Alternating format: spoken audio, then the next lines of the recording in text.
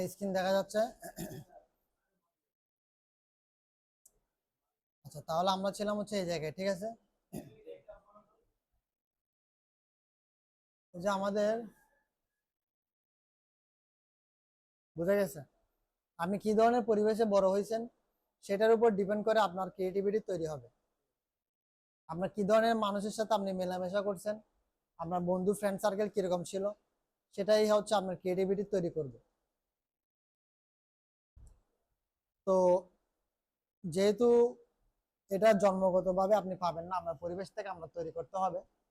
এখন গ্রাফিক ডিজাইনের ক্ষেত্রে আসেন, আমরা ডিজাইনিং ক্রিয়েটিভিটি আপনি কিভাবে পাবেন। যেমন ছোটবেলায় যারা একটু ড্রয়িং করে বা আর্ট করে, আঁকাআঁকি করে, ঠিক আছে না, এরা যখন বড় হয় তখন এদের একটু ক্রিয়েটিভিটিটা ভালো থাকে, মানে ডিজাইনিং সেক্টরে, মানে কালার অ্যাড করা, ম্যাচ করে, এগুলো একটু ভালো বুঝে। আর যারা ইচ্ছে এগুলো কখনো করে না, এদের একটু কি একটু ঝামেলা হইতে পারে, অ্যাডজাস্ট করতে সময় লাগে, শিখতে সময় লাগে, কিন্তু পারবেন, ঠিক আছে। আর যেহেতু আমাদের এখানে ক্রিয়েটিভিটিটা মূল বিষয় গ্রাফিক ডিজাইনে, এখানে অবশ্যই আপনার ওই ক্রিয়েটিভ জিনিসটা থাকতে হবে, নাহলে আপনি কিছু করতে পারবেন না। ক্রিয়েটিভ জিনিসটা অবশ্যই আপনার মধ্যে থাকতে হবে। এখন আপনার মধ্যে যদি এটা না থাকে, আপনি তৈরি করবেন কিভাবে বলেন তো।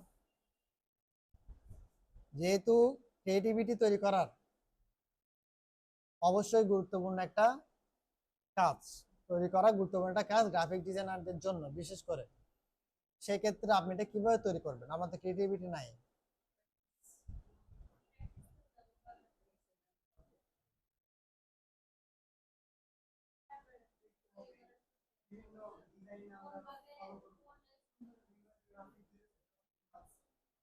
আচ্ছা, সেটা হচ্ছে আপনি যে বিষয়ে ক্রিয়েটিভ হতে চান, আপনাকে সেই বিষয়ে স্টাডি করতে হবে, সেই বিষয়ে সবসময় আপনাকে দেখতে হবে, জানতে হবে, বুঝা গেছে।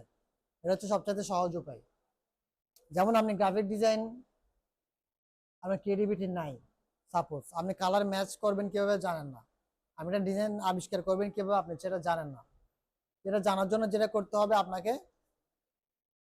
বেশি বেশি ডিজাইন দেখতে হবে, ভালো ভালো ডিজাইনগুলো দেখতে হবে, এগুলো আপনাকে ওদের মতো তৈরি করার চেষ্টা করতে হবে, ঠিক আছে। তাহলে হবে কি, এক সময় আপনি নিজেও ক্রিয়েটিভ হয়ে যাবেন। অর্থাৎ ভালো মানুষের সাথে থাকলে যেরকম ভালো চিন্তা ভাবনা আসে, আপনি যখন এরকম ক্রিয়েটিভ ডিজাইনগুলো দেখবেন, তখন আপনার কি হয়ে যাবে, আপনার মধ্যে ক্রিয়েটিভিটি চলে আসবে, ঠিক আছে। যেমন ভালো ভালো কিছু সাইট আছে, আমরা বলে দিব আস্তে আস্তে, ওই সাইটগুলোতে যেতে হবে, দেখতে হবে, বোঝা গেছে। সাইটগুলো ভিজিট করতে হবে, বিভিন্ন রকম ডিজাইন দেখতে হবে, তাহলে আপনার মাথায় আস্তে আস্তে ডিজাইন আইডিয়া চলে আসবে, বোঝা গেছে। আচ্ছা, তাহলে আমরা সেগুলো একটু আমরা পরে যাব, যে কি ধরনের সাইট ভিজিট করব বা কি ধরনের ডিজাইন আমরা দেখবো, ঠিক আছে। আগে আমরা একটু আজকে শুরুতে আমরা কাজের মধ্যে আসি। আচ্ছা, তাহলে আমি যেটা বলছিলাম, আমার এটা সাইজ হচ্ছে 1200 বাই 1200 পিক্সেল, ঠিক আছে। এই 1200 বাই 1200 পিক্সেল সাইজটা কিন্তু অনেক বড়। কতটুকু, এতটুকু দেখাইছিলাম ঠিক না, কিন্তু আমার এখানে দেখাচ্ছে এটা এতটুকু, ঠিক আছে। আচ্ছা, কেন এটা এতটুকু দেখাচ্ছে, কারণ আমার এখানে একটা,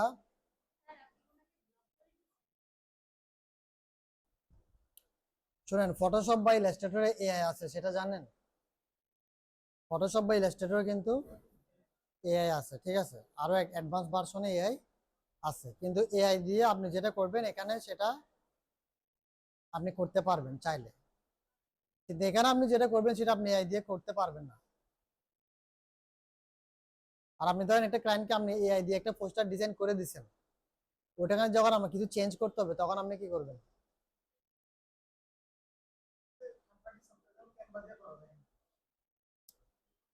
ওই তো আপনাকে আবার অন্য একটা সফটওয়্যারে যেতে হচ্ছে না। ইজি না, ওটা ইজি, এবং ক্যানভা দিয়ে এমন এমন কাজ আছে আপনি করতে পারবেন না, তখন আপনাকে এখানে আসতে হবে, বুঝা গেছে। অর্থাৎ আপনি যদি ফটোশপ ইলাস্ট্রেটরে আপনি একদম আপনার কনফিডেন্স থাকে, তাহলে আপনার কোনো সমস্যা হবে না, যেখানে যান আপনার আর ভয়টা থাকবে না।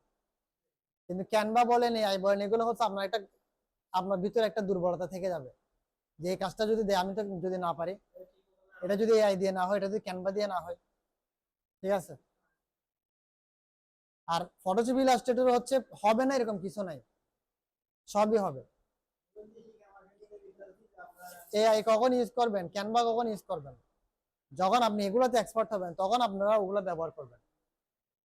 ঠিক আছে। এখন যে এআই বা ক্যানভা ব্যবহার করে ওকে আপনি একটা পোস্টার ডিজাইন করে দিতে বলেন যে মানে আমাকে একটা হুবহু এইভাবে একটা ডিজাইন করে দিবেন, সেটা কখনো সে এআই দিয়ে পারবে না, ক্যানভা দিয়ে পারবে না, কারণ ওখানে হচ্ছে রেডিমেড ডিজাইন, হুবহু করিতে পারবে না। কিন্তু ফটোশপ ইলাস্ট্রেটর হচ্ছে আপনি কি হুবহু আরেকটা ডিজাইনের মতো তৈরি করতে পারবেন। ঠিক আছে, এগুলোর কোনো অল্টারনেটিভ নাই, এটা মাথায় রাখবেন। ফটোশপ ইলাস্ট্রেটরের কোনো অল্টারনেটিভ নাই।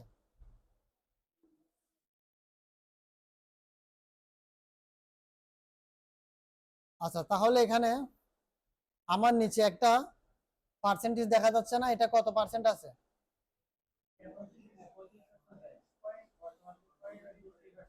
35.23%। ঠিক আছে। আচ্ছা, তো আমি যখন এটাকে জুম করব, এখন কত, এখন কত,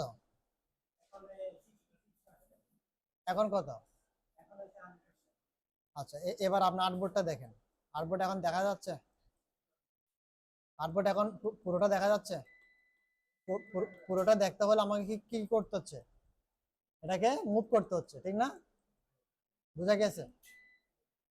তার মানে আমি যেই 1200 বাই 1200 পিক্সেলের আর্টবোর্ডটা নিলাম, এটা এখন কত পার্সেন্ট আছে, মানে অরিজিনাল সাইজ, এটার অরিজিনাল সাইজে আছে, তার মানে এটা এখন এতটুকু, আমার ল্যাপটপের স্ক্রিনের চাইতে বড়, সেজন্য দেখা যাচ্ছে না।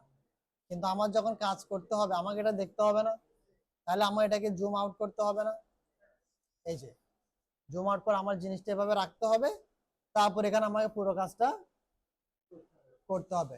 বোঝা গেছে? ওকে, তাহলে আমি এই যে জুম ইন এবং জুম আউট করলাম, সেটা কিভাবে করছি? আচ্ছা, এই জিনিসটা জানতে হবে। গ্রাফিক্সের কাজ করার জন্য আপনার সবসময় শর্টকাট গুলা ব্যবহার করতে হবে, যাতে করে আপনার কাজটা দ্রুত হয়। বুঝে গেছে? কাজটা যাতে আপনি স্মুথলি করতে পারেন, তা না হলে আপনি কাজ করে মজা পাবেন না। যেমন এই যে আমি জুম ইন জুম আউট করতেছি, বুঝা গেছে? জুম ইন জুম আউট করতেছি না, আবার আমি এই ইয়াটাকে মুভ করতেছি, আর্টবোর্ডটাকে কি করতেছি, মুভ করতেছি। এই দুটা জিনিস অবশ্যই গুরুত্বপূর্ণ, তা না হলে আপনি কাজ করতে পারবেন না। তাহলে এই দুটো আমরা কিভাবে করব? একটা হচ্ছে জুমটা কিভাবে করব, জুম করব হচ্ছে কিবোর্ড থেকে অল্টার চেপে ধরে মাউসের চাকাটা ঘোরাবো, তাহলে জুম ইন জুম আউট হবে। কিবোর্ড থেকে অল্টার চেপে ধরে মাউসের চাকাটা ঘোরালে কি হবে?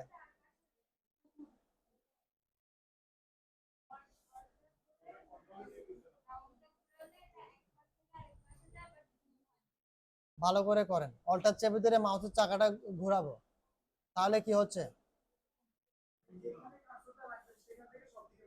হ্যাঁ, হ্যাঁ,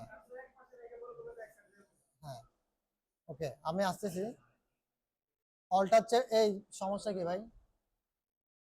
অল্টার চেপে ধরে মাউসের চাকাটা কি করব?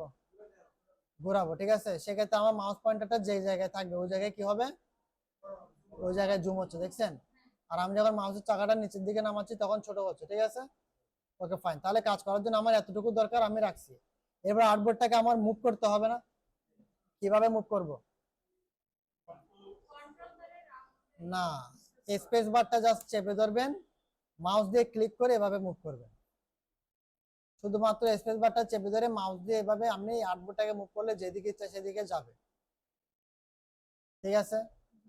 তাহলে আমরা দুইটা কাজ দেখলাম, একটা হচ্ছে আপনি জুম করবেন, অল্টার চেপে ধরে মাউসের চাকা ঘোরাবেন, ছোট বড় করবেন, তারপর হচ্ছে স্পেস বার চেপে ধরে এটাকে এভাবে ক্লিক করে যেদিকে ইচ্ছা সেদিকে মুভ করবেন। এই দুইটা কাজ আপনার সমগ্র লাইফে গ্রাফিক ডিজাইন যতদিন করবেন আপনার লাগবে, আর এই দুইটা কাজ আপনার সব কাজকে সহজ করে দিবে, ঠিক আছে।